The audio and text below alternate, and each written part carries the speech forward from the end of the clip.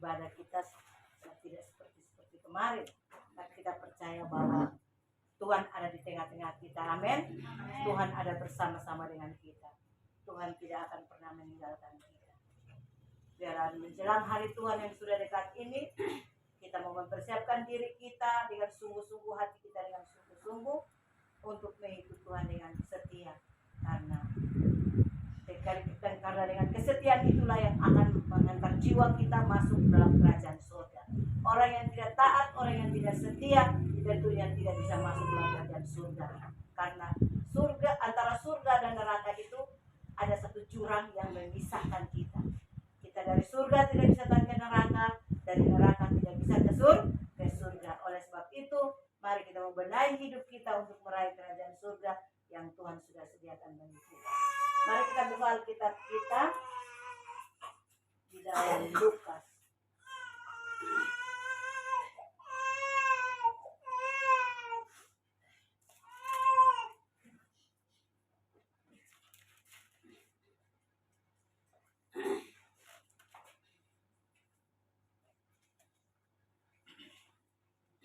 Lukas pasal 16 ayat 19 sampai dengan ayat yang ke-31. Saya jemput kita semua bangkit berdiri dan kita akan baca ayat firman Tuhan ini secara bersaut-saut. Saya akan baca ayat yang pertama, ayat yang ke-19 dan selanjutnya. Silakan berdiri menghormati firman Tuhan. Kita baca firman Tuhan dalam Lukas pasal 16 ayat yang ke-19 sampai dengan seterusnya.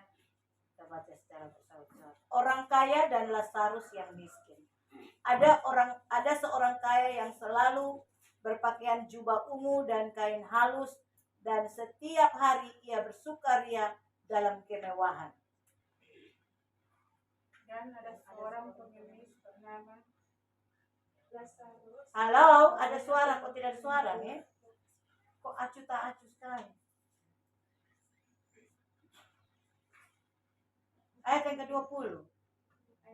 Baca saja yang tidak siap baca. Dan ada seorang pengemis bernama Lazarus, badannya penuh dengan borok, berbaring dekat pintu rumah orang kaya itu, dan ingin menghilangkan laparnya dengan apa yang jatuh dari meja orang kaya itu, malah anjing-anjing datang dan menjilat boroknya. Kemudian matilah orang itu, lalu dibawa oleh malaikat-malaikat ke pangkuan Abraham. Orang kaya itu juga mati, lalu dikubur, dan sementara ia menderita sengsara di alam maut, ia memandang ke atas, dan dari jauh dilihatnya Abraham dan Lazarus duduk di pangkuan Abraham. Dan Lazarus duduk di pangkuannya. Lalu ia berseru katanya, Bapa Abraham, kasihanilah aku, suruhlah Lazarus supaya ia menjauhkan tanggung jawabnya dengan kami dan hidupkan lidahku, sebab aku sangat kesakitan dalam nyala api ini. Tetapi Abraham berkata, Anak, ingatlah bahwa engkau telah menerima segala yang baik sewaktu hidupmu, sedangkan Lazarus segala yang buruk. Sekarang ia mendapat hiburan dan engkau sangat menderita. Selain daripada itu, didengarkan kami dan engkau bertanggung jawab supaya mereka yang mau berbicara dari sini kepadamu, ataupun mereka yang melakukan dengan suatu kepada kami tidak dapat menerima. Kata orang itu, kalau demikian aku minta kepadamu, Bapa, supaya engkau menyuruh dia, atau dia di sini Lazarus ya, dia ke rumah ayahku. Sebab masih ada 5 orang saudaraku, supaya ia memperingati mereka dengan sungguh-sungguh, agar mereka jangan masuk ke neraka dan mendapatkan penderitaan ini. Tetapi kata Abraham, ada pada mereka kesaksian Musa dan para nabi, baiklah mereka mendengarkan kesaksian itu. Jawab orang itu, tidak Bapak Abraham, tetapi jika ada seorang yang datang dengan orang-orang mereka akan berdoa. Sama-sama 3, 2, 1. Kata Abraham kepadanya, jika mereka tidak mendengarkan kesaksian Musa dan para nabi, mereka tidak juga akan mau tidak kita, sekalipun oleh seorang yang bangkit dari antara orang mati. Puji Tuhan. Firman Tuhan ini saya akan memberikan tema, yaitu menyesal. Menyesal pun tidak berguna. Menyesal pun tidak berguna. Jadi ada satu saat nanti kita akan menyesal, tapi semuanya sudah terlambat. Penyesalan kita itu tidak berguna. Puji Tuhan. Firman Tuhan yang kita sudah bacakan pada pagi hari ini sudah tidak asing lagi bagi kita. Amin. Karena sejak kita masih di sekolah minggu, pemuda, remaja, kita sudah banyak mendengar tentang cerita yang namanya Lazarus dan orang kaya. Itu sudah tidak asing bagi kita semua ya. Jadi puji Tuhan, firman Tuhan, ayat firman Tuhan yang akan kita renungkan pada pagi hari ini yaitu dalam ayat yang ke-24. Lalu ia berseru, katanya, Bapa Abraham, kasihanilah aku, suruhlah Lazarus supaya ia mencelupkan ujung jarinya ke dalam air dan menyejukkan lidahku, sebab aku sangat kesakitan dalam menyala api. Jemaat Tuhan sekalian yang saya kasih dalam Yesus Kristus, bacaan kita pada pagi hari ini memang tidak asing lagi bagi kita semua. Kita sudah pernah mendengar cerita tentang Lazarus ini. Bayangkan betapa penyesalan yang tidak taranya dialami oleh orang mati yang sudah saat hidupnya penuh dengan dosa. Penyesalan yang tidak berakhir, saudara. Jadi ternyata banyak orang mengatakan bahwa neraka itu tidak ada. Lebih-lebih ajaran Yehova. Dia bercerita bahwa neraka itu tidak ada. Neraka itulah yang kuburan. Ketika orang meninggal masuk dalam kuburan, itulah yang dikatakan neraka. Kalau dia percaya Allah Huwa sungguh-sungguh, dia akan dibangkitkan. Tetapi kalau dia tidak percaya Allah Huwa dengan sungguh-sungguh, dia akan mati kekal dan tidak dibangkitkan. Ternyata kita baca pagi hari ini bahwa ternyata ada surga dan neraka. Ada surga dan apa? Neraka. Ada surga dan apa? Neraka. Halo? Hai. Ada surga dan Neraka. Jadi ada surga dan neraka. Jadi harus hati-hati, dengar baik-baik. Jangan percaya orang katakan bahwa neraka itu tidak ada. Aduh, Tuhan Yesus itu baik. Allah Bapa itu baik. Masa dia tega membinasakan ciptaannya? Itu ajaran-ajaran sesat seperti itu. Yesus itu baik, panjang sabar, penuh kasih. Tetapi dia menegakkan hukum. Amin. Di dalam dunia saja pemerintah menegakkan hukum tidak? Hukum orang yang mencuri masuk lembaga PL, LP. Kan kamu terbalik ya. LP gitu. Orang yang pukul istri masuk LP. Jadi jangan dibilang Tuhan tuh baiklah, dia tuh kan penuh kasih sayang, dia menciptakan kita, masa dia mau membinasakan kita? Firman Tuhan jelas kita sudah baca, ada surga dan ada neraka. Ada satu jurang yang memisahkan antara surga dan neraka, kata firman Tuhan tadi. Ada satu jurang yang memisahkan antara surga dan neraka. Kita melihat tadi, neraka ini bukan hanya dongeng dalam pembacaan firman Tuhan tadi ya. Bukan hanya dongeng. Neraka yang kita baca tadi dalam firman Tuhan itu bukan cerita dongeng atau neraka itu dongeng belaka. Tidak, saudara.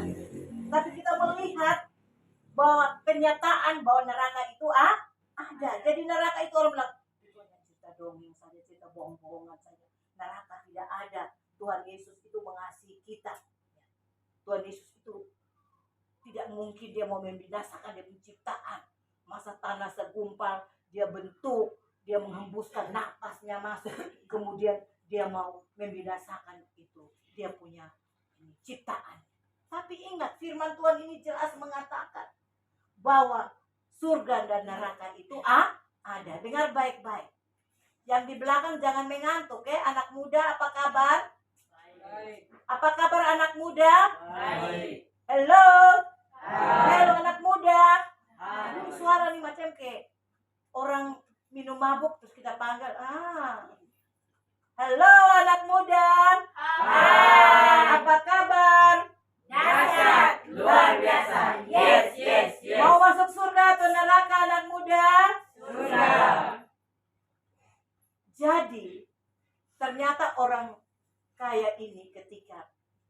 mata jasmaninya dicelikkan, mata rohaninya terbuka dan dia melihat bahwa ada surga dan neraka.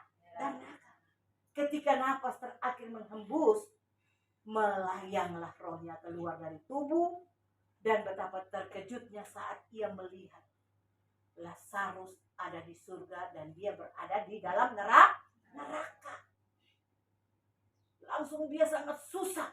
Di neraka tuh apa yang terjadi tadi dalam pembacaan tadi? Dia merasa sakit, merasa panas, tidak bisa berdaya-daya. Kemudian dia bilang begini, Bapak Abraham, tolong suruh itu Lazarus bawa air biar satu teguk saja, kasih saya minum. Halo anak muda. Hai. Halo anak muda. Hai. Hai anak muda. Halo, halo. Iya, dengar baik-baik. Jadi saat orang kaya itu mata rohaninya dicelikkan, ternyata dia berada di dalam api neraka. Kemudian dia melihat Lazarus ada di pangkuan Bapak siapa? Abraham. Bapak Abraham. Kemudian Lazarus bilang begini, Bapak Abraham, kasihani saya, tolong suruh itu Lazarus itu. Lu pikir dia itu Lazarus yang seperti di dunia dulu, lu injak-injak dia. Tadi firman Tuhan berkata bahwa anjing-anjing datang menjilat borok-boroknya itu. Borok-boroknya seperti apa? Luka yang sudah bernanak-nanak, bak-air itu. Dia datang pilih remah-remah di bawah meja orang kaya. Kemudian dia meminta makan tapi tidak diberi makan. Malah anjing-anjing datang menjilat borok-boroknya. Betapa sedih. Abraham berkata, tidak anak, sejak engkau masih ada di dalam dunia, engkau sudah menikmati yang namanya kesenangan. Engkau sudah happy, engkau sudah senang-senang. Sekarang gilirannya Lazarus menikmati kesenangan. Sekarang gilirannya Lazarus menikmati kesenangan. Apa yang engkau sudah terima di dunia itu engkau punya. Sekarang Lazarus punya, menikmati kerajaan surga. Selagi engkau hidup dalam dunia, engkau senang-senang, engkau mewah-mewah. Engkau tidak pedulikan dengan orang susah. Malah engkau olok, hina, sindir dia. Tidak mau memberikan makan kepada dia, dia memilih remah-remah dengan baku rampas dengan anjing di bawah meja. Ini menceritakan tentang kejahatan. Selagi manusia hidup di dalam dunia, dia tidak mempedulikan orang lain, tidak menghargai orang lain. Lu mau mati di situ. Dia tidak pernah cinta Tuhan, tidak pernah sungguh-sungguh serius mengikut Tuhan.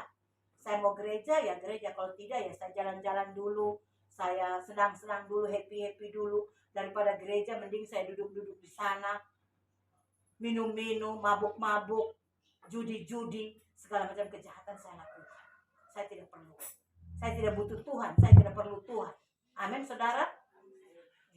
Saya tidak butuh Tuhan, saya tidak perlu Tuhan. Inilah Lazarus ini, orang kaya. Dia tidak mementingkan orang lain, tidak peduli dengan orang lain. Bahkan dia tidak peduli Tuhan.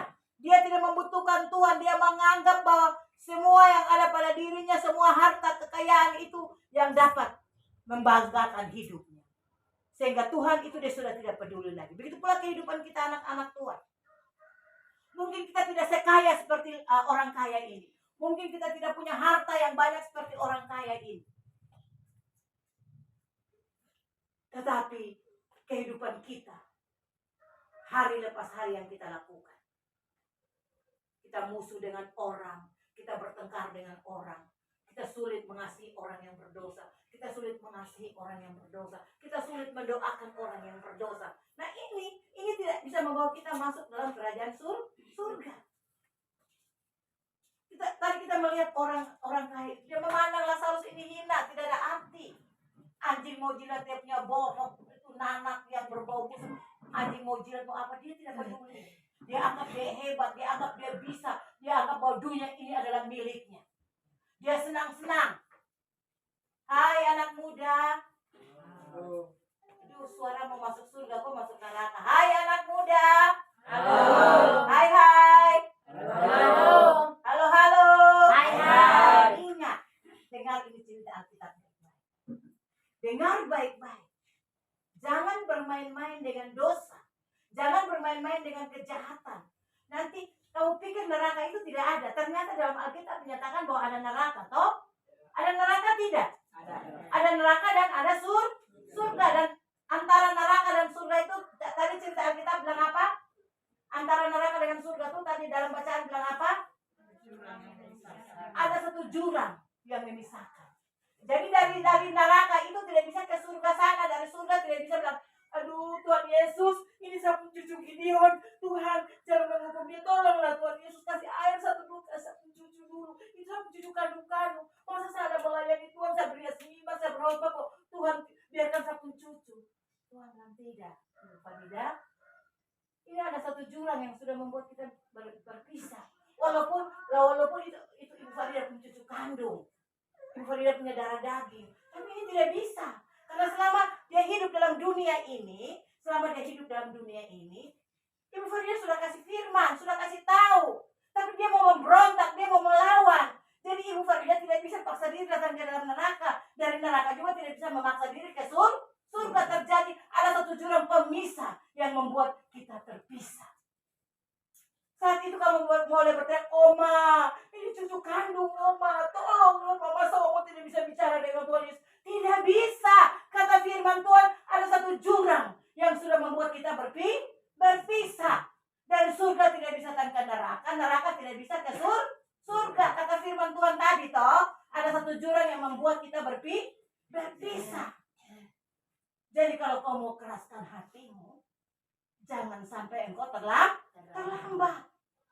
Atau ada yang tahu dia punya hari kematian, besok saya mati, tanggal begini, bulan ini saya mati. Jadi saya mempersiapkan diri sudah.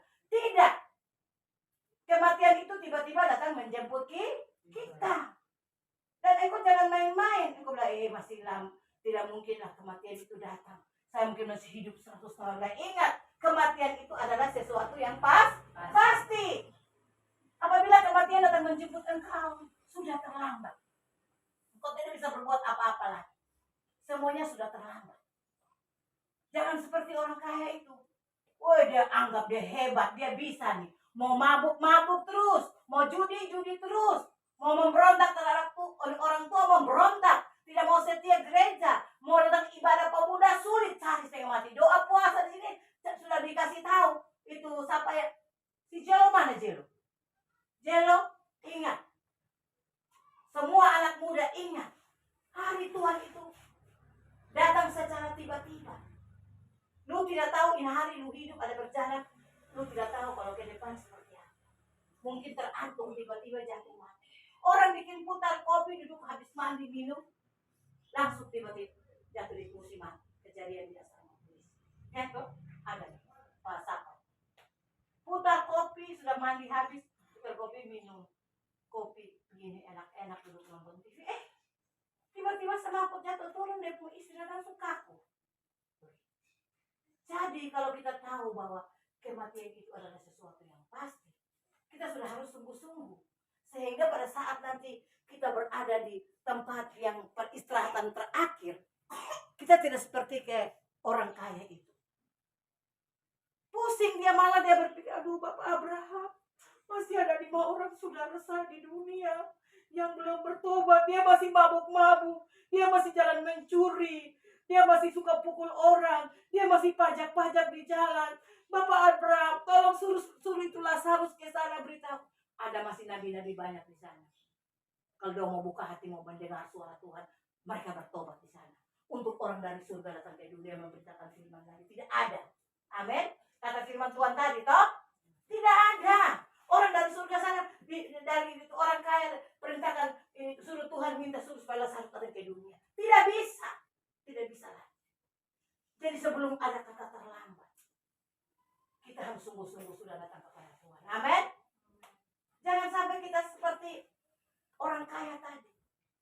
Hidup bermegah-megah, berfoya-foya dengan segala macam harta dunia. Tidak mempedulikan orang lain. Hidupnya hanya di dalam hidup kejahatan, dosa. Akhirnya, apa yang terjadi? Saat dia di sana, dia melihat semua. Yang ngeri-ngeri, kata firman Tuhan, yang ngeri-ngeri terjadi di sana. Api api yang panas, ulat-ulat di sana. Engkau mau mati tidak bisa mati, mau hidup tidak bisa hidup. Sengsara. Di dalam api neraka itu sengsara. Kalau orang dulu saya masih sekolah di SD Cokelang. Di puncak Jabal Nur, di dalam gua Hirat, Tuhan mengirimkan ayatnya yang pertama. Tuhan menghukumkan mayat-mayat orang berdosa. Jadi kita sudah harus bersiap. Orang yang tidak percaya Yesus saja dia mengajarkan tentang api neraka. Jadi kita yang sudah sungguh-sungguh hidup dalam Yesus ini, kita harus lebih setia, jangan main-main. Kamu pikir kamu mau senang-senang, ini senang untuk selamanya. Ingat, dunia ini hanya tempat sementara. Buktinya orang kaya, waktu dia mati dia bawa dia kekayaan di surga, di neraka. Kok tidak? Dia bawa tidak? Semua dia kasih tinggal. Bahkan di neraka sana terjadi penyesalan yang luar biasa. Pada saat dia merasakan betapa ngerinya di api neraka itu, dia rasa ketakutan, dia bilang, tidak berpikir, lebih baik saya sendiri yang cukup merasakan ini penderitaan. Aduh Bapak Abraham, tolong suruh itu. Betul saya harus sufi di dunia, kau kasih tahu. Biar saya menderita lalu, saudara saya jangan masuk api neraka. Tidak bisa. Hai anak, selama engkau di dunia, engkau sudah menerima kenikmatan, engkau sudah merasakan kebahagiaan. Sekarang Lazarus punya giliran untuk menikmati dan engkau terima api neraka. Begitu. Jadi kalau ada waktu Tuhan ini jangan main-main. Serahkanlah hidupmu kepada Tuhan, khususnya anak-anak muda. Masa mudamu adalah masa yang paling terindah Tuhan memanggilmu. Amin. Masa mudamu jangan engkau sia-siakan. Masa mudamu itu paling indah di hadapan Tuhan. Serahkan masa mudamu kepada Tuhan. Stop mencuri, stop mabuk. Karena mencuri, mabuk, segala macam kejahatan yang kau lakukan di dunia ini, engkau tidak bisa bawa ke sana. Engkau punya tempat ada dalam api neraka. Dan firman Tuhan tadi mengatakan bahwa betapa ngeri orang yang berada di dalam api neraka. Betapa ngeri. Tidak ada kasih sayang di dalam api neraka sana. Karena apa? Ada jurang. Mungkin Oma lihat, aduh Tuhan itu cucu-cucu saya. Di antaranya ada cucu-cucu saya juga ini. Aduh Tuhan, bagaimana saya mau pintar? Tidak bisa. Saya mau pintar untuk menyelamatkan mereka. Tidak bisa. Nah sekarang inilah waktunya untuk saya menyelamatkan kamu lewat kebenaran firman Tuhan. Kalau engkau dengar baik-baik firman Tuhan, engkau taat. Daripada engkau hura-hura ada di jalan raya sana. Orang mulai angkat gitar bunyi, datang menyembah Tuhan, datang memuji Tuhan. Supaya engkau punya tempat Tuhan sediakan yang baik. Jangan seperti orang kaya. Lampu mati.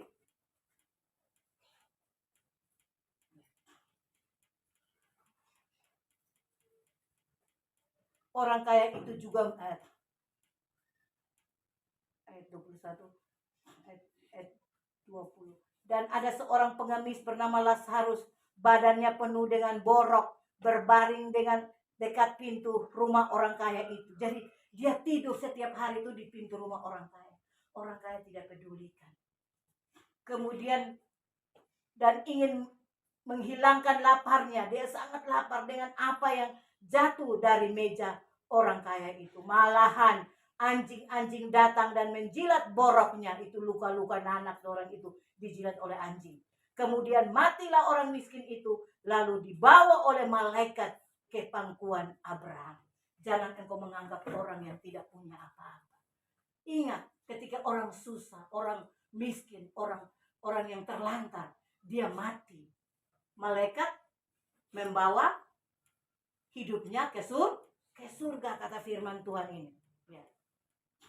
Orang kaya itu juga mati, lalu dikubur. Dan sementara ia menderita sengsara di alam maut, ia memandang ke atas, dan dari jauh dilihatnya Abraham, dan Lazarus duduk di pangkuannya. Jadi orang yang mati dalam dosa itu, dia pergi dan berada di dalam alam maut. Jadi kalau kita baca ini firman Tuhan dan merenungkan baik-baik, jika kita mati, kita hanya berada di tempat peristirahatan sementara. Jadi banyak orang bilang saat ini dia sudah berada di surga, berada di sisi Bapa. Belum. Kita akan dibangkitkan dan diadili dulu. Yang percaya, yang bertobat sungguh-sungguh baru dijemput oleh Tuhan dan berada di sisi Bapa. Tapi itu mungkin sudah tradisi ya, kebiasaan kata-kata itu. Tapi sebenarnya setelah kita mati, kita berada di tempat peristirahatan. Orang kaya ini setelah mati dia berada di mana? Dia berada di mana tadi? Di dalam mana? Berada di dalam alam maut. Dan di alam maut itu dia merasakan seperti dia dalam api neraka. Baru di alam maut saja dia sudah merasakan api neraka. Jadi hati-hati. Kita harus sungguh-sungguh ikut Tuhan. Amin. Anak muda. Hello anak muda. Hai. Aduh. Hello anak muda. Hai. Apa kabar anak muda? Dahsyat, luar biasa. Dengar baik. Anak muda, engkau berharga di mata Tuhan. Mungkin saat ini orang bilang gini, anak itu sudah tidak berguna tuh. Anak itu sudah tidak ada guna. Anak itu sudah tidak baik. Anak itu sudah tidak bisa diharapkan. Anak itu lebih jalan-jalan dia mati saja. Anak kurang ajar, anak biadab, anak sudah tidak bisa lagi membuat orang senang atau membuat hati Tuhan. Tapi ingat, dengar baik-baik. Tuhan Yesus mengasihi engkau. Amin. Tuhan Yesus mencintai engkau. Justru engkau punya dosa, itu yang Tuhan Yesus datang ke dalam dunia. Justru engkau punya kejahatan, itu tuh yang Tuhan Yesus datang ke dalam dunia. Dan tidak perlu dengar apa kata orang. Sekalipun orang menghina engkau, sekalipun orang mengolok engkau, itu anak pemabuk, itu anak pencuri, itu anak sudah tidak bisa, anak punya sifat sudah, karakter anak itu sudah tidak bagus lagi. Karakter anak itu sudah tidak bisa berubah. Dengar, Tuhan Yesus mengasihi engkau. Amin. Belum ada kata terlambat untuk engkau datang kepada Tuhan. Belum ada kata terlambat. Datang kepada Tuhan. Jangan sampai seperti orang kaya tadi. Sombongnya, angkuhnya, tunjukkan kehebatannya. Tidak pernah menyesal perbuatannya. Akhirnya dia setelah mati meninggal, baru dia tahu bahwa api neraka itu ada. Penyesalan pun sudah tidak bisa. Penyesalan mau menyesal pun sudah tidak bisa lagi. Oleh sebab itu, jemaat Tuhan, belum ada kata terlambat.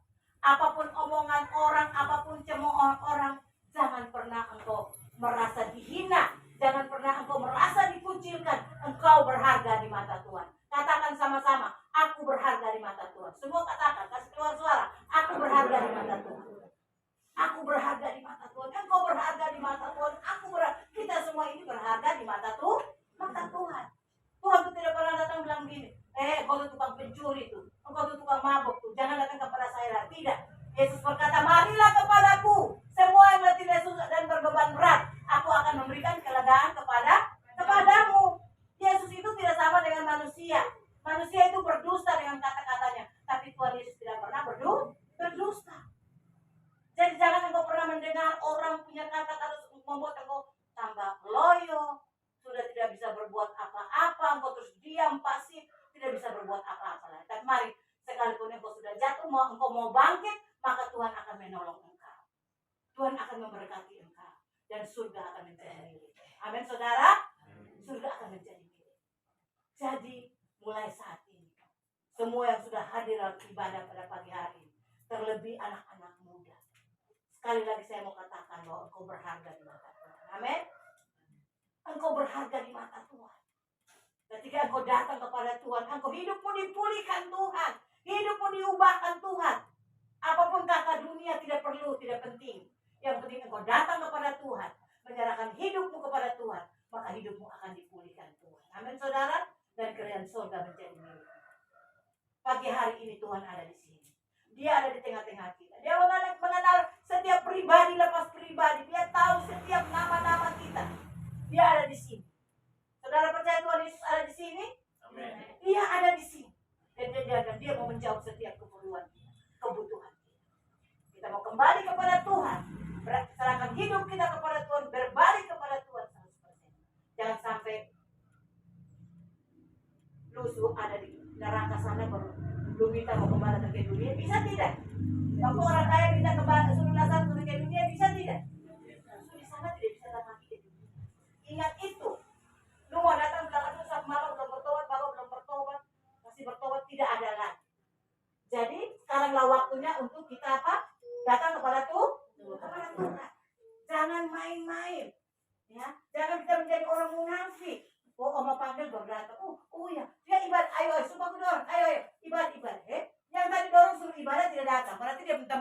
di api neraka. Api neraka.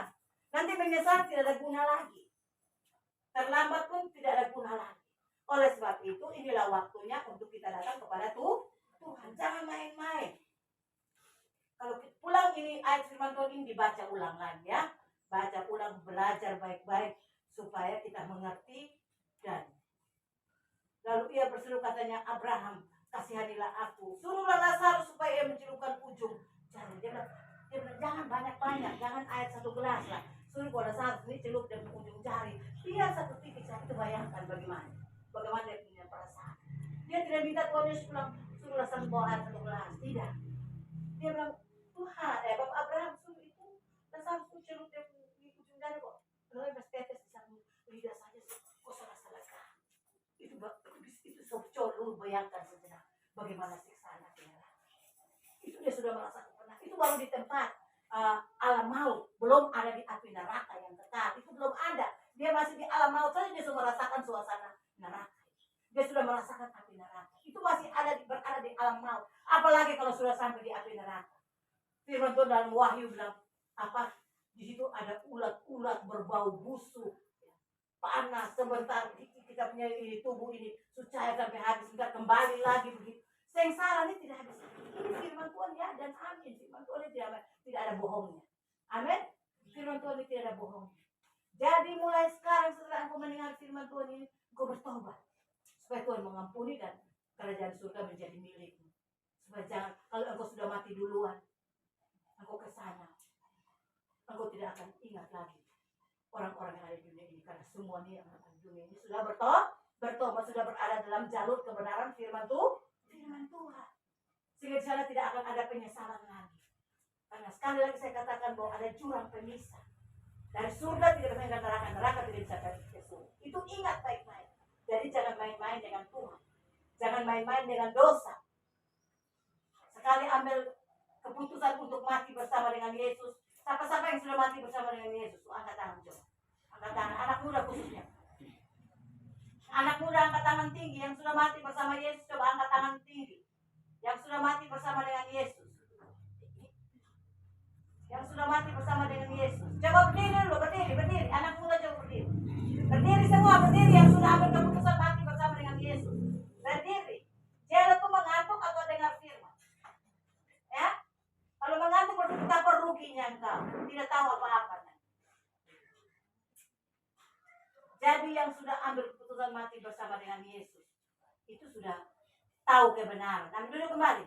Itu sudah tahu kebenaran itu. Ya? Yang sudah mati dalam Yesus itu sudah tahu kebenaran. Sudah baptis toh? Semua sudah baptis toh? Sudah baptis toh? Jadi orang yang menjadi pemberontak itu tidak bisa masuk surga. Melawan, Allah suruh melawan, tidak bisa ikut, itu masuk neraka. Jadi semua harus bertobat sungguh-sungguh. Ini bukan Allah mau kasih takut-takutin, tapi memang neraka itu ini bukan Allah mau ngomong kasih takut-takut, tidak. Benar-benar neraka itu ada. Benar-benar surga itu ada. Jadi kalau orang yang buat kejahatan terus, dia akan masuk di neraka. Tapi engkau yang berbuat baik, surga sudah menjadi milikmu. Jadi engkau yang selama ini hidup dalam kejahatan, jangan takut. Masih pintu anugerah Allah belum tertutup bagi engkau. Belum terlambat untuk engkau datang kepada Tuhan. Jangan engkau takut, jangan engkau bimbang, jangan engkau ragu.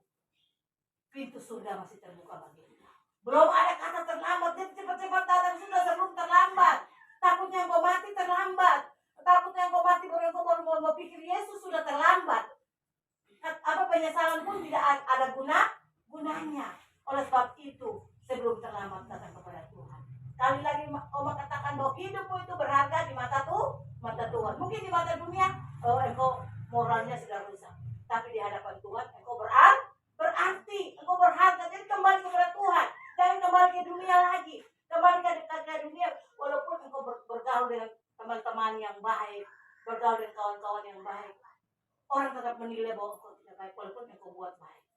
Walaupun engkau sudah bersusah payah berbuat baik dengan mereka, mereka tetap menganggap engkau karakternya rusak, sehingga mereka tidak suka lagi dengan lu. Tapi ketika lu balik kepada Tuhan Tuhan tolak lu atau tidak? Tuhan menolak atau tidak? Maka Tuhan panggil. Karena Yesus bilang, kau marilah kepadaku. Semua orang yang datang kepada Tuhan, Tuhan tidak pernah menolak. Tuhan itu tidak pernah menolak orang berdosa. Tapi justru orang berdosa itu yang dia mau mati dan menebus kita. Oleh sebab itu, ketika kita berdosa, kita datang kepada Tuhan. Jangan pergi ke manusia. Pergi ke manusia, lu akan kecewa. Tapi datang kepada Tuhan, maka Tuhan akan mengampuni engkau, menyucikan engkau, membersihkan engkau menjadi putih seperti salju, walaupun dosamu merah seperti bisi atau kesumbat. Bisi kesumbat itu merah, tapi darah Yesus mampu menyucikan menjadi putih seperti